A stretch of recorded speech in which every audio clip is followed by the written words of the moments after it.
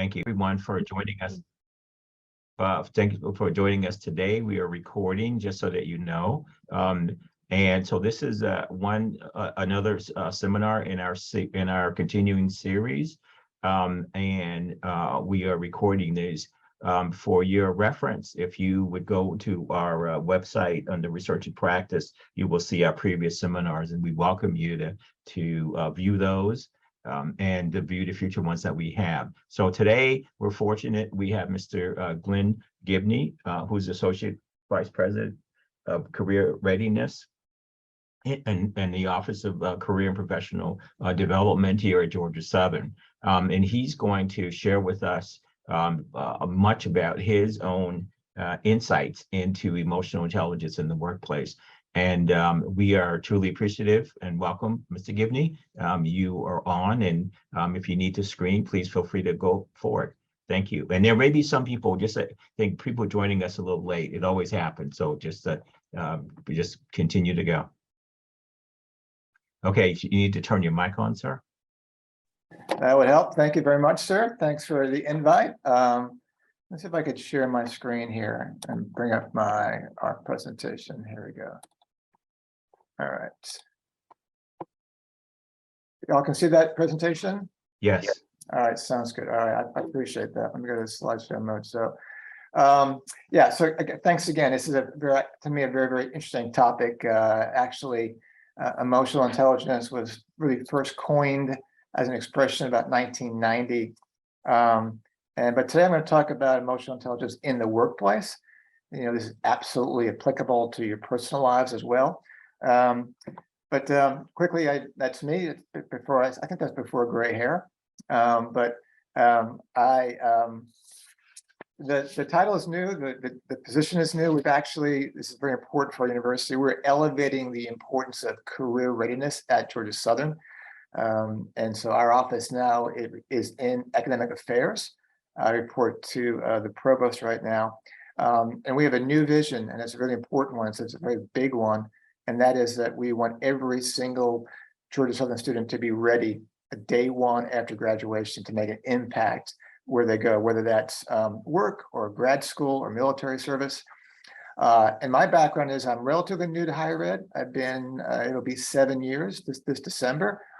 And I spent 30 years before that in the private sector, working in mostly technology sales, client management, marketing. Of those 30 years, 25 of those in a hiring and supervisory position. So that's my background. So to the extent that we can make a Zoom call interactive, I do have one or two questions, and this is my first one.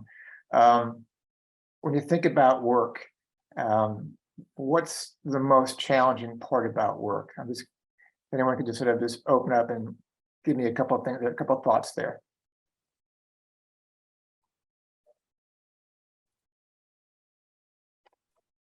Having enough time to get everything done.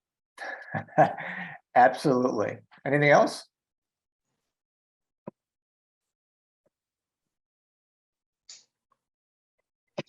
Keeping your employees happy and productive. Yeah. So I did this presentation quite a bit. And when I ask this question, I get a lot of that. I get a lot of deadlines and stress. I will tell you the answer that I hear at the end of the day. The most challenging part about work is the people, right? The people that we work alongside, the people that we report to, those that we supervise, just like you said, keeping them happy, right? And everyone's got their different way to handle their emotions and their stress and their relationships. And a lot of times we feel they're not putting their best foot forward. So, and one of the reasons is that we don't talk about sort of emotional intelligence. We don't teach that, but we do know instinctively that emotional intelligence is very important in the workplace. So I want to define it quickly, just so we know what we're talking about here. So when I talk about emotional intelligence, it's a set of emotional and social skills that really influence the way that we perceive and express ourselves, right?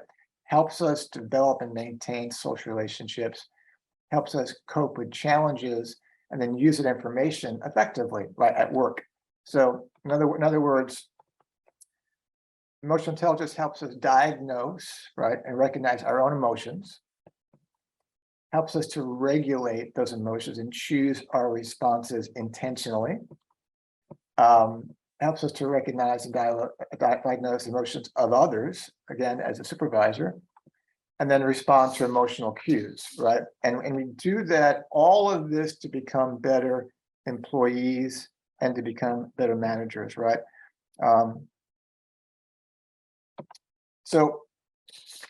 This is important stuff. And the reason why it's important is because it's important for us to be successful at work as an employee and as a manager as well. But we know that employers look for employees who have strong emotional intelligence, and then they call them these competencies. So I think most of you on the call are faculty from Georgia Southern. You know, NACE, it's the National Association of Colleges and Employers. Every year, every 2 years, they'll go out to the employer community and they'll ask about, so what are those competencies that you want when you hire someone coming out of school? And it's pretty much been the same for the last 20 years, right? We've had a couple of additional ones like equity and inclusion recently. But over the last 20 years or 30 years, it's about communication skills, critical thinking skills, leadership skills. I want professionals and I want students who can collaborate and be good team members. You know, employers don't tell me they're looking for grads who know generally accepted accounting principles, right? Or they're asking like how to calculate wind shear, right? What they're asking for is, can you send us students who are good leaders and work really well in teams, right? And so we're going to see in this presentation how understanding emotional intelligence and your strengths and weaknesses in that can help you build upon these competencies that employers want. All right, and again, it's important because employers are telling us or telling me there's a gap. They're seeing a gap in the students that we graduate and the skills that they have. And this is a NACE study from 2021, so it's very recent. And this is not just our school, but it's across the United States schools. But those gold bars there, that is the ranking of a new grad who's working newly at an employer. It's their view of rating themselves as being very or extremely proficient in these soft skills. The gray bar is how their supervisor ranks them. And you can see there's a gap there, right? The only place there's not a gap is in technology, where clearly the employers say, we're graduating students who know tech, right? Which is great. But the ones that concern me are communication, critical thinking, and both those areas our graduates are saying that 80% are saying that they're very, very proficient in communication. That employers are saying, about 55% are saying that they're proficient. And the one that always concerns me is professionalism. 89% of those recent grads say that they're extremely proficient in professionalism, yet only about 45% of the employers are saying that, right? So there's a gap that exists, and it should be a red flag to us, those who are preparing our students for what's next, right? So, and that was one study. There are many others too. Just a couple I just threw up here that, and we can drill down on these if you like. But in 2015, studies showed that employers are dissatisfied with the preparation of our students being ready, right? Another study, 70% of employers would like us to focus on teaching collaboration and teamwork skills. And the last two are really important as well. In 2009, the study showed that 80% of accomplishments in the workplace are linked to the ability to use soft skills, and that soft skills are in fact necessary for work and making an emotional intelligence a critical component for success and achievement in the workplace. So, so why does understanding emotions matter? Well, so a lot of reasons. Number one, attentional capacity. Emotions are linked to our cognitive attention. Think about when you have personal stress in your life, it carries over into our daily lives. It's very hard to leave your emotions in the parking lot and not bring them to work, right?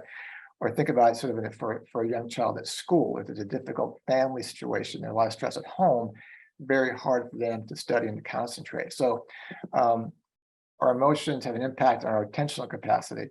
It, of course, has an impact on our decision making.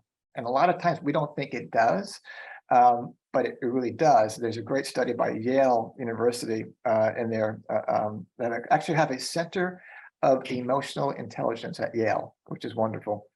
But they did a study about 3 years ago of 1,000 teachers, and they put 500 in one room, 500 in another. And the first 500, pardon me, they asked them to think about positive things and good things, and they showed them sort of happy videos. They put the other 500 in a room and asked them to think about sort of terrible things and sort of showed them sort of awful videos. And then they asked them to grade the same paper. And you may have heard about this study, right? But the teachers with the good moods actually graded that paper an entire letter grade higher, right? Now, is that good or bad? Not sure.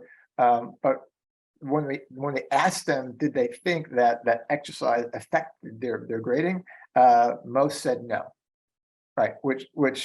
So not only does our mood have an impact on decision making, sometimes we think it doesn't, right? So, of course, emotions matter for our relationships. Recently I had a reorg in my department recently, and some folks are elevated, some are not. And there are a couple of folks you consider, you can tell this has had an impact on them. It's actually had an impact on the relationships between the folks on my team. Clearly, there's emotions have an impact. We are physical and mental health. We know that, as well as performance and creativity.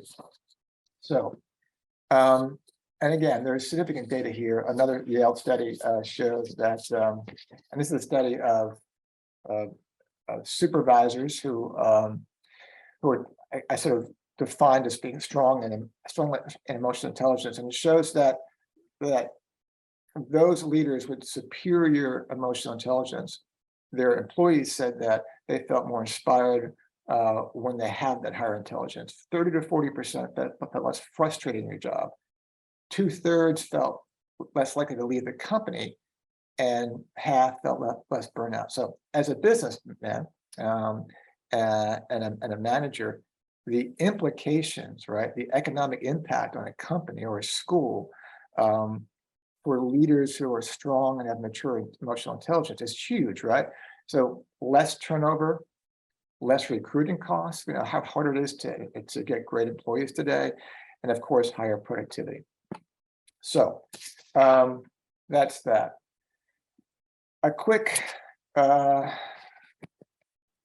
aside about EQ versus IQ. Of course, they're different. I know that you all know this. I think it's important to bring it up about the impact of this.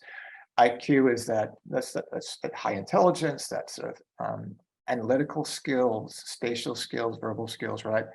EQ is quite different, right? EQ is more the sort of people smarts. It's an intuitive ability to grasp what others need and how to support them, right? And it's the ability to navigate business, right, to the advantage of the organization.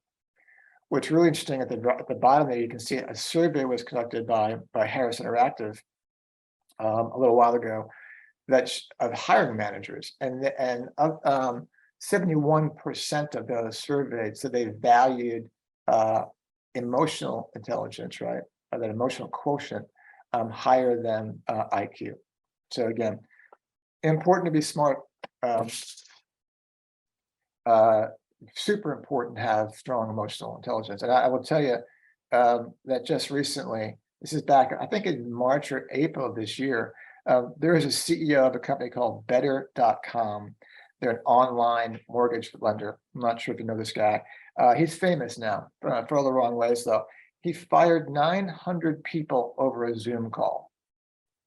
It's stunning to me. This guy is very, very smart, right? But clearly very low emotional intelligence. And he did that, fired 900 people from the company. The board of directors immediately asked him to step down. take a leave of absence, and he's actually back now. I just read about this yesterday, with a personal coach to help him to be a better leader. So, all right. I want to talk also quickly about EI, emotional intelligence, and communication. Right, since learning how to communicate better with others is a huge goal of understanding emotional intelligence. Let's think about sort of work life today, and what are the primary ways that we communicate, right? So right now in 2022, right, that the primary ways we communicate are obviously in person, via email, on the phone, texting, and social media. When I first started working back in, my first job was in 1983. I got out of undergrad, and we had three primary methods to communicate, which was in person, is on the phone, or by written letter.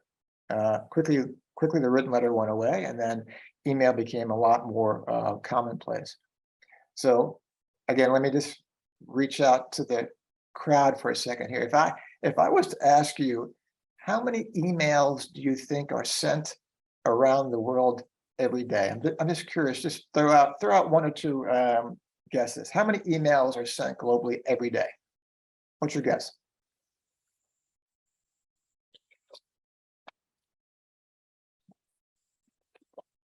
Looking for a brave soul to guess. How many emails? I typed out 2 billion. 2 billion? That's a big number. Anybody else?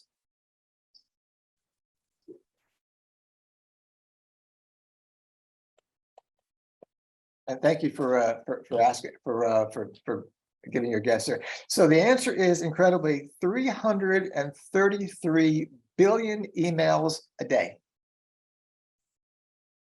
That's, if you do the math, it's 3.5 million emails a second right now. So we've become a society and clearly a work culture that is much more comfortable with electronic communication, right? And specifically away from face-to-face communication. And you teach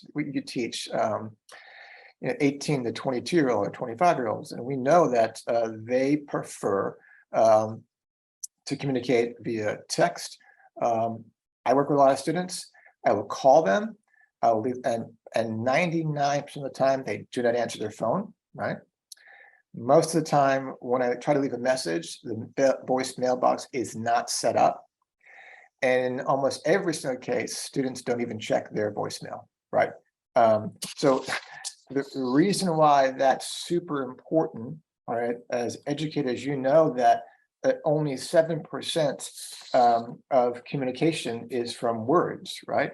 It's also tone and body language. So now we have to work even harder to pick up on people's emotions, not having the benefit of that tone and body language, right? And by the way, that's one of the reasons why I require my team, when we have Zoom calls, and we have a lot of them, to have their camera on, right? And it's not an option for me. I need to make sure I can see those folks when I'm talking to them. So that's sort of a background on emotional intelligence. That's the definition of what it is, why it's important. I think a lot of that's intuitive. I wanted to talk to you about in this last stage of my comments about what's how you measure, but how do you measure emotional intelligence? How do we measure it? How do you use it? So we work with a company called Multi Health Systems, MHS. They have a tool. They're really the leading provider in the world on emotional intelligence testing. A product called EQI 2.0, and this is it's an assessment test that you take as 133 statements related to emotional intelligence skills. The test takes about maybe 20 minutes to complete. And the outcome of the test is a detailed assessment of the areas of strength and areas for development in emotional intelligence, right? And we do a lot of things in our office. One of the things that we do is we teach classes. We teach GSU 2131 and 2132. That latter course is the professional development seminar. That's for juniors and seniors. And the EQI 2.0 is actually a foundation of our professional development seminar. That's a 3-credit class that we teach, again, for juniors and seniors. And what you get out of this test is it really EQI analyzes 5 composite areas of emotional intelligence. Okay, and you can see them on this circle. It's self-perception, self-expression, interpersonal skills, decision-making, and stress management. And each one of these subscales has 3 composite areas. So we're actually measuring 15 areas of emotional intelligence. What you get from this test, what students get back is a comprehensive report that sort of details how effectively they're using each of the 15 emotional intelligence competencies. And this is super important, right? But by balancing those competencies, right, how you can significantly improve your well-being and your workplace and your leadership performance. I've actually done this on 2 occasions. I did it for the first time in 2017. I did it again in 2020. And so I've actually seen a shift a little bit, which things I've been actually working on myself to get myself more back in balance. So let me go through these for you so you know what it is we're talking about. So emotional intelligence. So in this first composite of called self-perception, we measure self-regard, which we define as awareness of your strengths and weaknesses. We measure self-actualization, the ability to set realistic goals, manage those goals, and having the agency to meet those goals. And then emotional self-awareness, a really important one, which is recognizing and understanding your emotions, so being aware of them and the impact of your emotions on others. So that's the self-perception piece that we measure. We also measure self-expression, and that's emotional expression. So the comfort and the ability to express your emotions to others verbally and non-verbally. Assertiveness, you're all familiar with the different types of communication. Passive, we hear a lot about passive aggressive, aggressive, and then assertive. And assertive is the most balanced of those communication styles. And then we measure independence, emotional independence. And there are 2 parts of that. One is the ability to be self-directed and do tasks. And the second part, which I think is really important, and really not talked about a lot, is freedom from the impact of others. In other words, so I can do this, and I'm aware of what other people think, but their feelings don't impact me on finishing it or completing a task, right? So do I crave feedback? Do I need affirmation? Things like that. And this actually comes out in this test or this assessment. Again, important as I said, an assessment, not a test, right? The next composite is interpersonal. We assess interpersonal relationships, developing mutually satisfying relationships, right? And again, this is not extroversion versus introversion. This is about the ability to create relationships.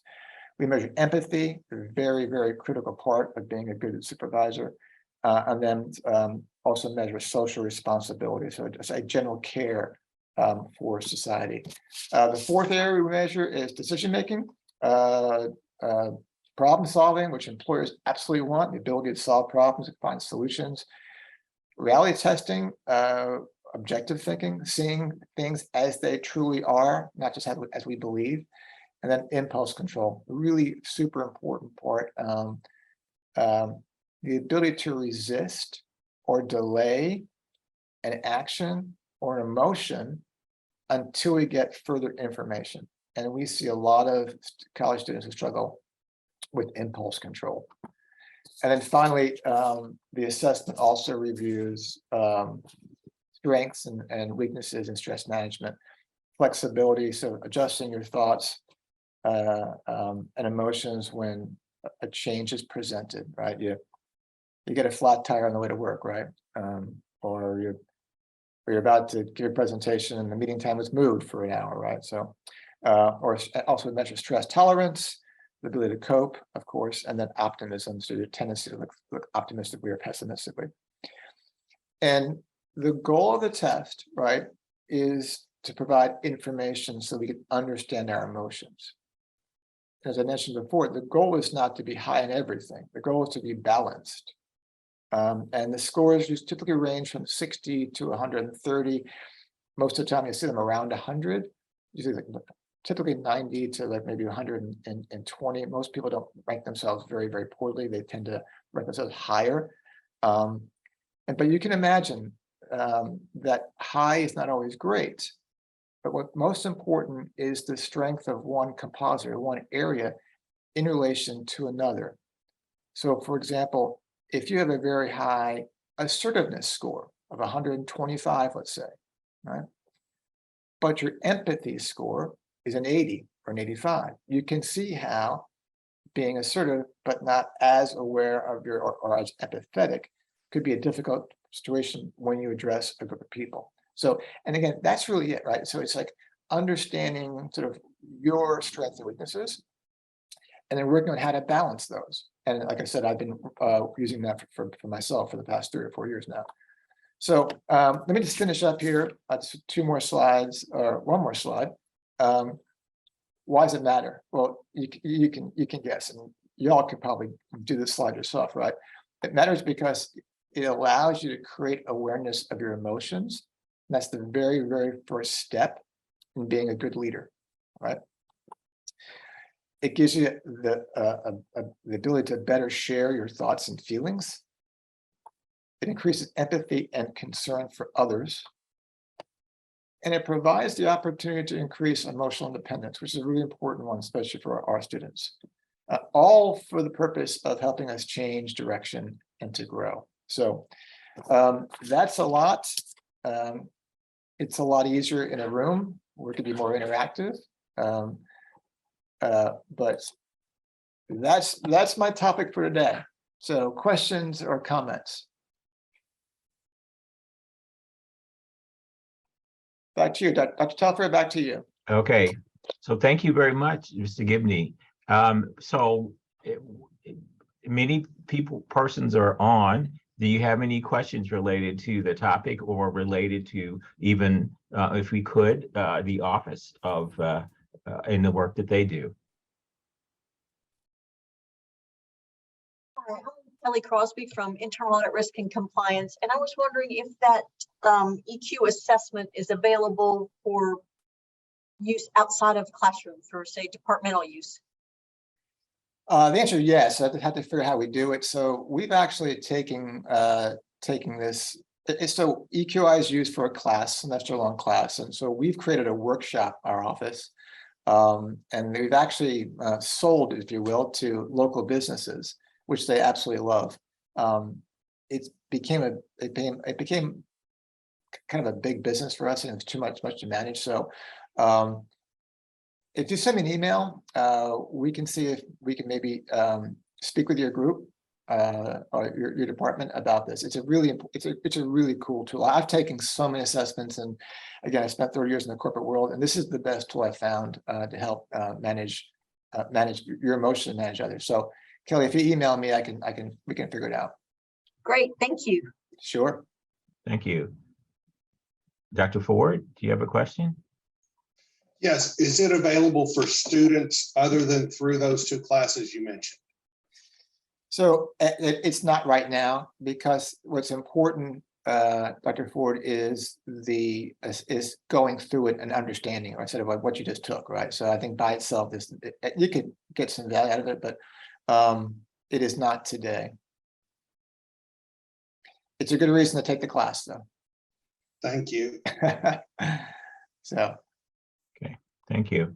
And there is cost associated with the test, of course. But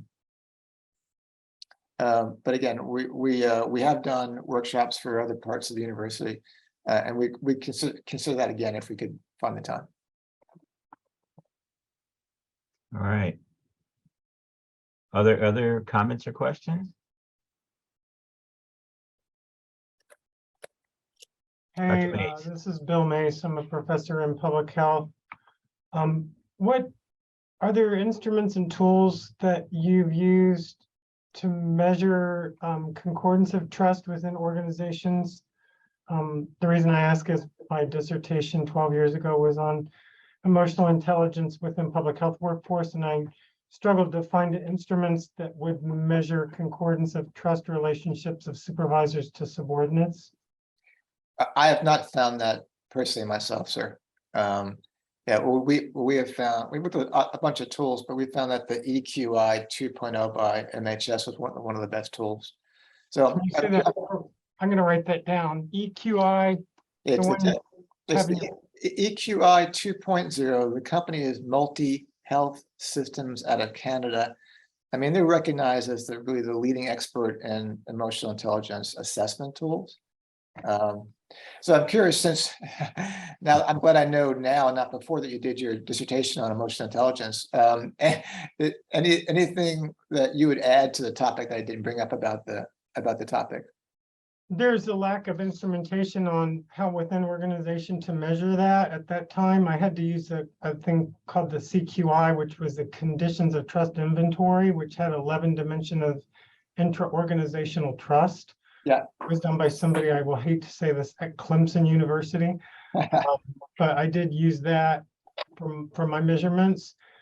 And the other thing I found is that the work that I did, I looked at trust within organization and found that race mattered within subordinate supervisor relationships, and gender, sex mattered, dichotomized by male and female.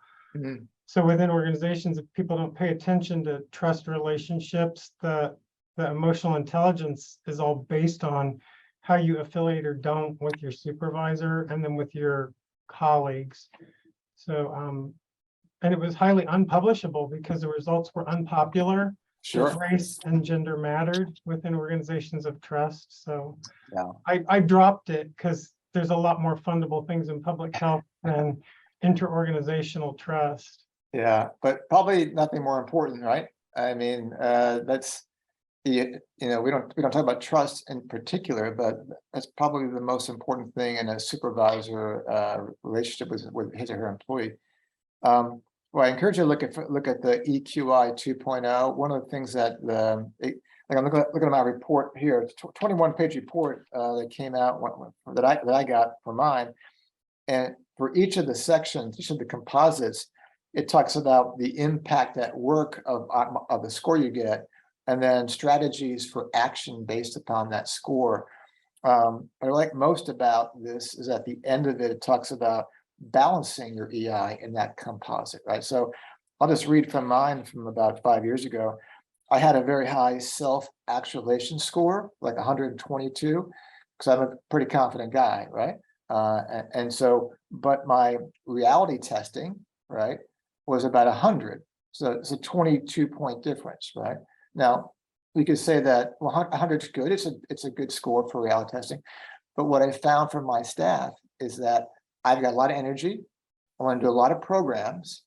And what they've told me, because I've asked for feedback, is we can't do everything you want to do, right? And so that was a stark understanding that really helped me, right? And if you look at my team, it's absolutely true. If you go back 5 years before for consolidation, when I took over the group, same number of staff, right? Today, same staff, right? But 8 or 10 different additional major programs that we do, right? And so the response to me is, hey, you just got to understand that you have a view of the world which may not be consistent with the resources available. So that's why it really helps. That's one example. Thank you, Bill. Okay, thank you. Others?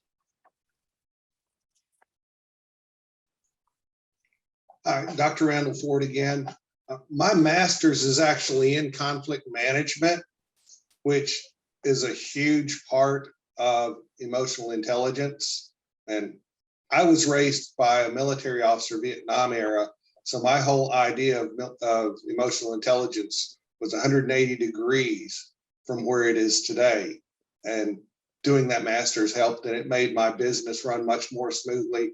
And actually, conflict is one of the areas that I'm studying while I'm at Georgia Southern.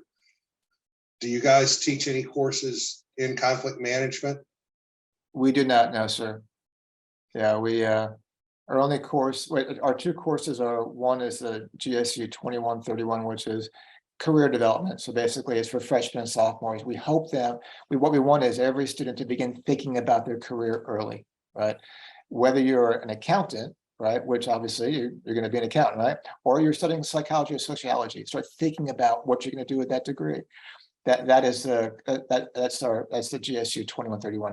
2132 is this one. It's that it's based on EQI. So we're helping students get prepared to be ready and understand their emotion. Those are only two that we teach. Okay, and they definitely piggyback on each other, because if you understand your emotions, you can do a lot better as an accountant or as a psychologist. Amen. Absolutely true. Yeah. So what's interesting about this is that I've found it to be very effective and important personally for me as well, right? You know, what we bring into the office, we bring out of the office as well. So again, I'll say it again, I've done every assessment you can think of from a corporate perspective, all the different disc profiles and MBTI and all those things, right? This one has been the most meaningful to me because of the report that you get. And if you do it within a team like ours, you can use it. You can talk. You create a lexicon or a nomenclature that you can use. Everyone is aware of and and resonates with us. So again, very, very good tool. I'll jump in and ask you one other favor. Ms. Peden is the director of the Center for Public Health Practice and Research here in the college, and she and I are texting. We should use this for the rural hospital networks in the state of Georgia, which is a funded grant we have. So maybe Angie and I could get time on your calendar to just talk about collaboration, because our work is actually funded by this rural hospital network of the state. Yeah. But let's this do it. is So awesome work here. Yeah, so let's do it. So I personally given 3 4 to 5 hour seminars to St. Joseph Candler. The first one was with their HR group. It was so successful that their specialty services group asked for it. Then their finance group asked for it. And we sell it. It's revenue because it costs money, but it's revenue for our office. Like I said before, we had to stop it because it's just like my team said, we're doing too many things, right? It's out of the core, but we certainly will talk to you about how we can do that and bring that to other hospitals. It's a really powerful tool.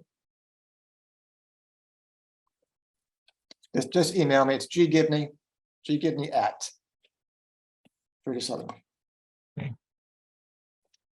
Okay. So we thank you for your time, Mr. Gibney, and we appreciate it.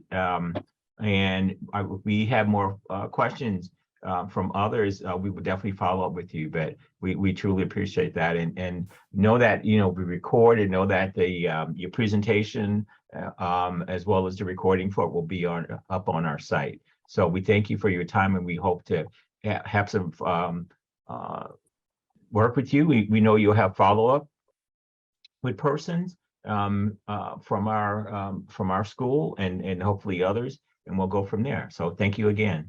And then thanks everyone for attendance today, and please join us next week when we have our continuing series. So thank you all, and I hope you have a good rest of the day and rest of the week.